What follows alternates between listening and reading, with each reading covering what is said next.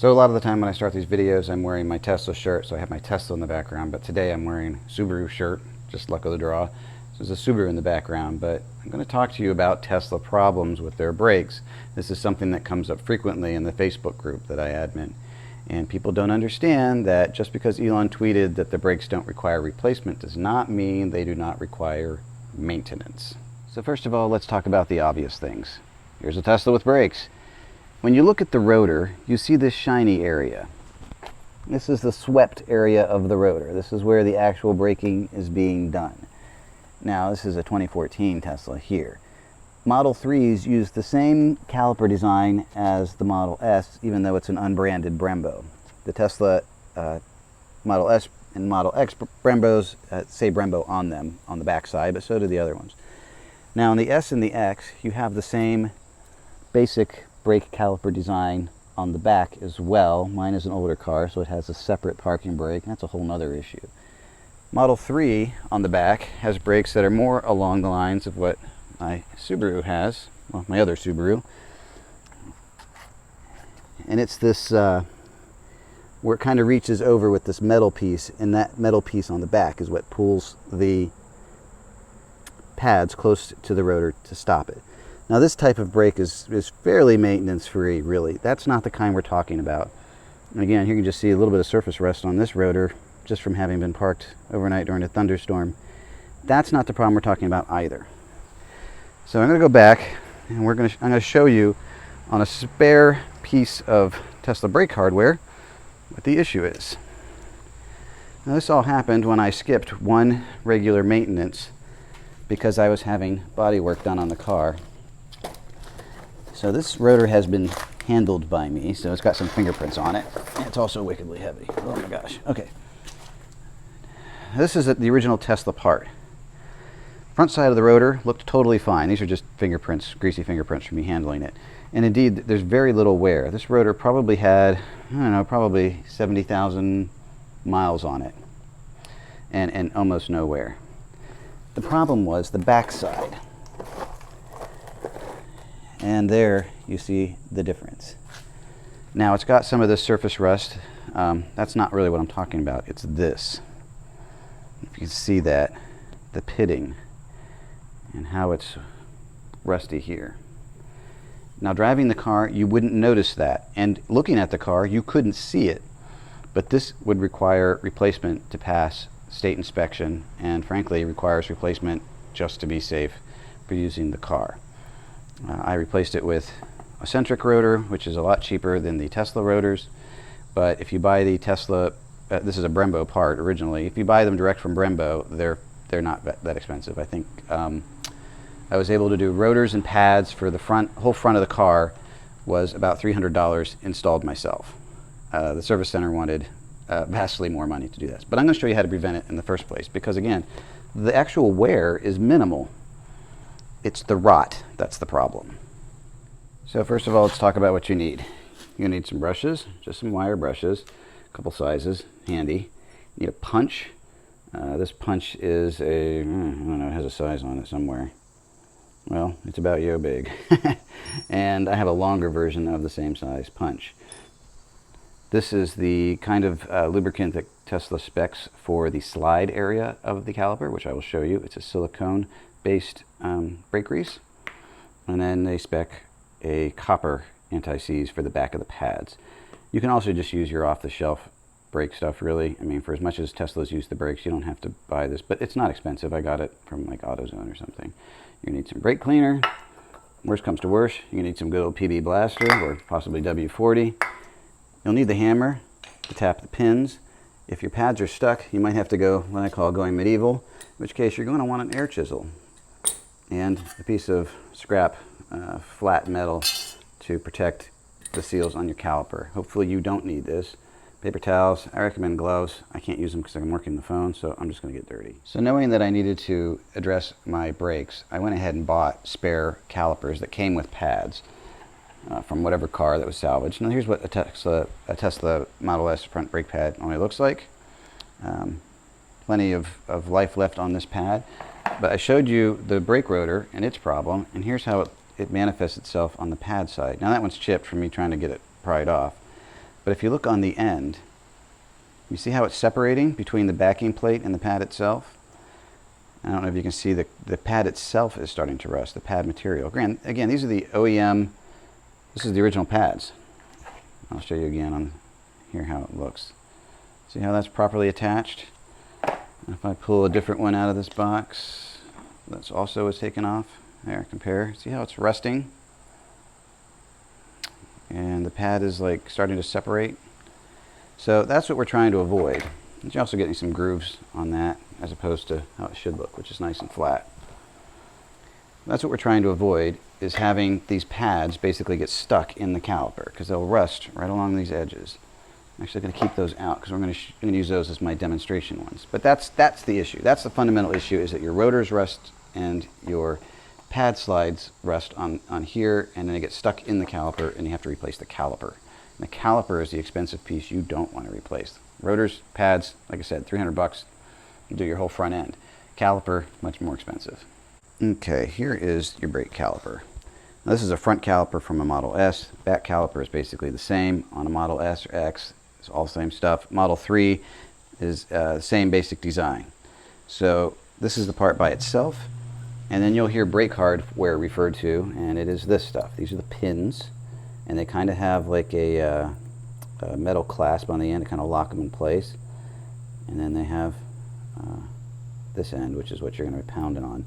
If you're not careful and you wait too long, these will mushroom as you try to remove them, and then you've got real problems. These are all in pretty good shape. And then there's a clip. Alright, so this is what the bare part looks like.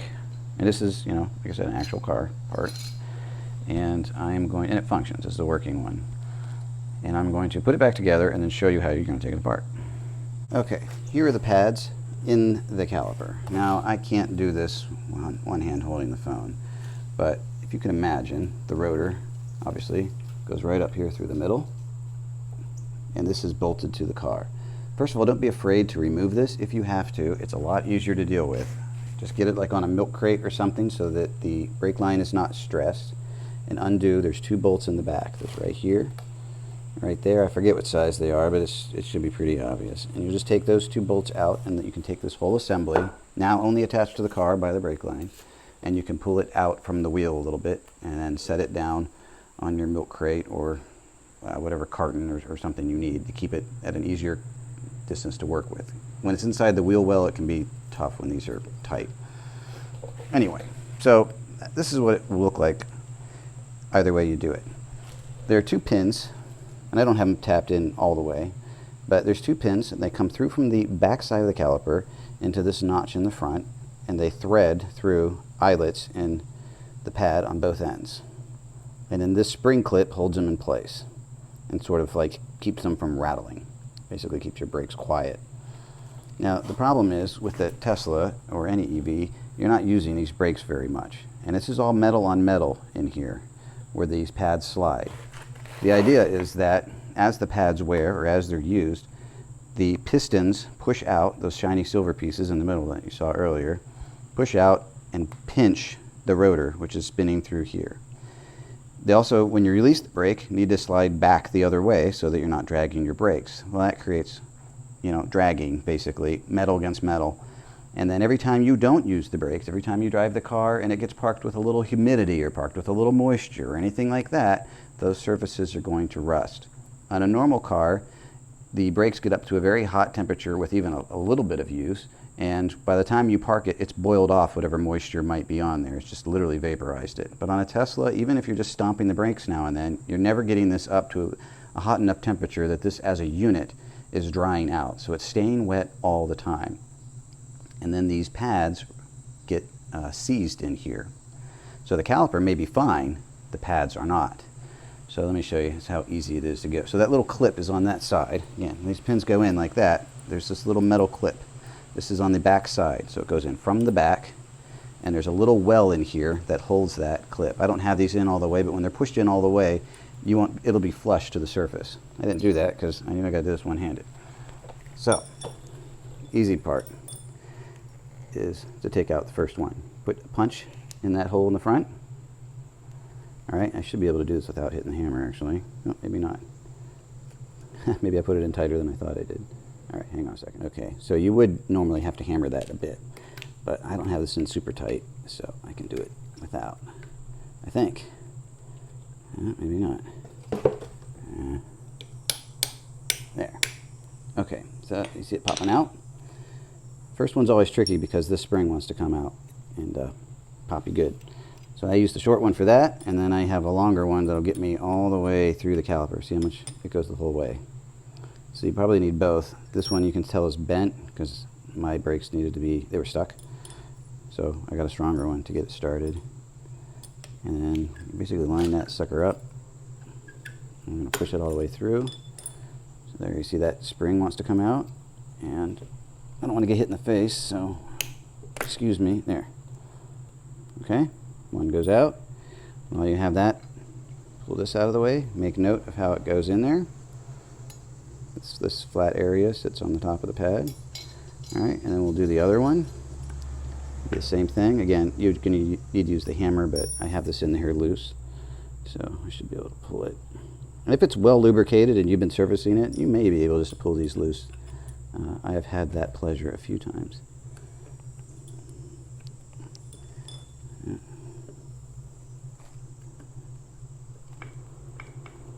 Okay, there we go. So then that one comes out. Now these pads start flopping around because there's no rotor here to hold them in place. In the real car, the rotor's going to hold that in place. But basically they pull straight out the top. So you're going to pull them straight out of the top and set them aside. If the rotor's in, again, the rotor's going to be in there, so the easiest thing to do is to go from the inside by the hub and kind of give it a little nudge from there. And then I have like needle nose pliers that I will use to grab this eyelet that's at the top and pull it straight out. Right? Okay, so then we're back to the pistons. Now you'll need to push the pistons in. You should be able to do it just with your finger. They should not be stuck or anything, hopefully. And then you're going to take your wire brush. The surfaces you're looking for are those surfaces where the contact is. So that's this area right in here. Actually, I should use this, huh? That's this area right in here. This is what the pad is sliding against, is here. Because as you're braking, remember, this pad, no, I can't get it in. There, maybe. Come on, cooperate. But you see how tight it is, right? As you're braking, this pad is moving in and out with that, right? So it's sliding. Those are the sliding surfaces that we're always talking about. So on the pad, it's this edge, and it's this edge. And on the caliper, it's this edge, and then the corresponding edge right there. So you want to brush them out. You want to get them nice and clean. This one happens to be very clean. You want to look and see if this is getting pitted in here. If it's got like a rough surface, you don't want that. You want it to be smooth. So if you have to, get a stiffer wire brush, you can do that. I took a Dremel to mine to re-smooth it. There, all around. There's 4 of them, right? Same thing with the pads. 4, 1, 2, and the other pad, 3, 4. Do all of that. And the silicone is what you put in those areas. I use a little paintbrush, which I don't have handy, but I squeeze it out onto my little paintbrush, and I literally brush it in there and brush it on the edges of the pads. The copper, this stuff, is what goes on the back of the pad. It goes back here, and it's been cleaned up. You can see a little bit more of it on there. And you basically just want a smooth, even coat on here. So let's look again at my caliper. You'll note that there are, on the replacement pads, these little ears. I kind of knocked off one of those little nubs there. You see that it's missing on one. Those are just there for silencing and for balancing the pads. It's not critical, but I was stupid and hit it with a hammer. So, but do be aware that when you're buying replacement pads, some of them will have these pieces on the outside, and they're still the correct pads for the Model S. It's just a slightly different design. Now, look at the hole here. This is where the pin is seated, and you see all the crud. These are obviously due for their next service, which I will do pretty soon when I put on my winter tires. But those are this is where all the crud gets caught. So as a result, when you're pulling out those pins, you're also going to take the wire brush to them, thoroughly wire brush the entire length of the pin and that rattle bracket, that spring clip, and you're going to coat the pin from one end to the other very thoroughly with this silicone grease. You don't have to do anything with the spring clip. It will get silicone on it from the pin when you push it through, but this grease will keep that pin from sticking in this hole, and also from sticking as easily, or as easily as it could, to those pads. The pads will be moving back and forth on the pin, but they'll still get stuck over time. And probably going to clean my caliper next time I do this, because the caliper itself is getting pretty dirty. Brake cleaner will do that, and if you want to paint your calipers while you're doing this brake service, it's a great time to do it. So I just want to make sure that is understood, that you want to clean and lube the pins as well. And then everything goes back together. Pads slide in. And like I said, they're a little finicky. Of course, these aren't lubricated. These are cleaned up, ready to go for the next replacement that need to be done. That one goes in easy. All right, and then you run your pins back in from the back. Got to catch that eyelet. This one's sitting too low. I can't lift it up one-handed. But anyway, that's how you put it all back together. Now, the reason why I said you may have to go medieval is if you have neglected your pads. I'll take this loose one out of the way. Just toss that anywhere. Is if this pad has been in here too long and has not been serviced, it's going to be stuck. And there's really no good way to get it out, frankly. You definitely want to take the caliper off the car at that point. And then what I did, which seemed to work for me, I have this piece of extra metal, and I slid that down very, very carefully between the pad and those rubber seals around the caliper piston, because the caliper is the valuable part here. All this other stuff is cheap. This caliper, very expensive. And then with an air hammer, I was able to very gingerly snake it down in there, pop, pop, pop, pop, pop, pop, pop. Well, it didn't come off that easily, but it was basically like that. And I did it on one side, and then I did it on the other, again, with this piece of metal in here to protect that caliper piston, and was able to lever it out. And the pads that were stuck are the ones I showed you earlier. So once you've got everything lubricated, you're going to put that all back together, and you should be good to go. When you are seating the pins, it is worth noting, I'll just do it here without the other stuff in. Like I said, they need to go so they're flush. So let's see if I can get it to do one-handed. There. Like that's properly seated. So yeah, that's flush there, and that's that little bit that you see sticking out the other side.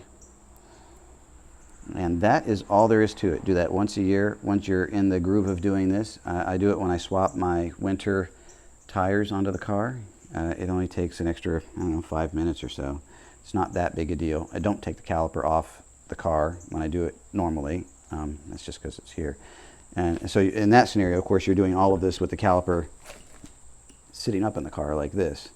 But it's all the same. The hardest part, frankly, is to get the pads out, because they're usually a little bit stuck in there, and there's not a good way of lifting them out. But I have found that using needle nose pliers down here to hook that, or a screwdriver, if I can get one in, if I could pop it from the other side by the hub high enough that I can get a screwdriver in here, you can lever it out, like kind of jack it out from the side. The main thing is to keep those pads straight and square. They do not like to go in crooked. They like to be dead on straight. So they may seem like they're stuck. If you've got any amount of wiggling, you're good to go. But when you've done all your brushing of everything out of here, that's what the brake cleaner's for. Give it all a spray. Get all that grit that you brushed out, give it a rinse to get it away from everything. And if you touch the rotor anywhere, if you left it on the car, you need to also spray that with brake cleaner. And then my last tip is when you're doing these pins, is make sure you're holding this really tight, because if you bounce your punch pin, you're going to hit your paint, and you're going to chip your caliper paint. You're going to be really pissed off. The other thing is if it's giving you any resistance, and they generally will if you haven't been doing this regularly, you can hit this remarkably hard. But understand, like I said, that pin, if it doesn't want to move, if this is stuck on this end, it's going to mushroom. Oh, sorry, you can see that. If it's stuck on this end, it's going to mushroom this end. So that is what the PB Blaster or WD-40 or whatever other penetrating oil is that you want to use. is I would go ahead and I would spray generously along here and try and knock those pads a little bit loose. Just give them a little tap with your hammer. Even use a chisel that's not mounted to an air gun, just hand chisel, just to kind of give that top of that ear kind of a whack or two to make sure that it's not holding this back. Same thing with the spring. Get all this stuff sort of like exercised and moved. If you can get lubricant here, even better. But generally speaking, your sticking point is going to be this outside edge because it's most exposed. So once you've got everything lubricated, do not be bashful about hitting this. You can hit it pretty hard. And let me see if I can, no, I can't do that. I can't do that with one hand. But you can hit it pretty hard to knock that loose and not damage it. If you do damage it, these pins, this hardware, very, very cheap. You know, rotors, again, not very expensive, and pads, pretty cheap too. The caliper is the valuable part of this equation that you want to maintain the integrity of. So be very careful about doing anything around the seals, about doing anything that's going to score or damage the shiny pieces, as they say. And you certainly, if you do take it off from the hub with those bolts, you want to make sure that the brake line is well supported so that you're not stressing any of these connections. So that, I think, is actually everything. But that's why I have the PB blaster there, is because sometimes you got to get a little bit medieval on it. It also helps if you have a problem, stop for the day, leave the PB blaster on it, and drive it around, just like you normally would do, and come back to it the next day. And sometimes between the PB blaster and the vibrations and stuff of using the brakes and all of that, it'll knock itself loose enough that you can get it more easily on the second day. So don't be hung up on, I have to do this right now. Yeah, so that is everything. Oh man, I got grease on my neck. Well, one last thing. I know a lot of folks are going to be like, well, yeah, the calipers or the rotors can be resurfaced. Why wouldn't you just resurface the rotors instead of buying new parts? Well, it turns out resurfacing rotors is kind of a dying art. There aren't a lot of places that do it anymore. And the best prices I could find around here were basically the price of the rotor. So I bought those rotors from Rock Auto. They're Centric brand. They're coated, they're powder coated in the hub, just like the factory ones. In fact, you just saw the factory ones because that's the one I was showing you in the video. Let's go out here and I'll show you again. Powder coated in the middle, all right? Looks just like the factory. And I probably have, I guess about 15,000 miles on these rotors. They're fine, and that's why I didn't resurface the ones I have. But of course, I'm a pack rat, so I kept them on my shelf of parts just in case there ever came a time when I wanted to resurface the rotors, I would still have them available. So that's the age-old question. In the old days, resurfacing rotors was a much more common thing to do, but not so much now. I'll give you the usual thing that everybody says on YouTube. Like, share, subscribe. Yeah? Good deal? All right, thanks.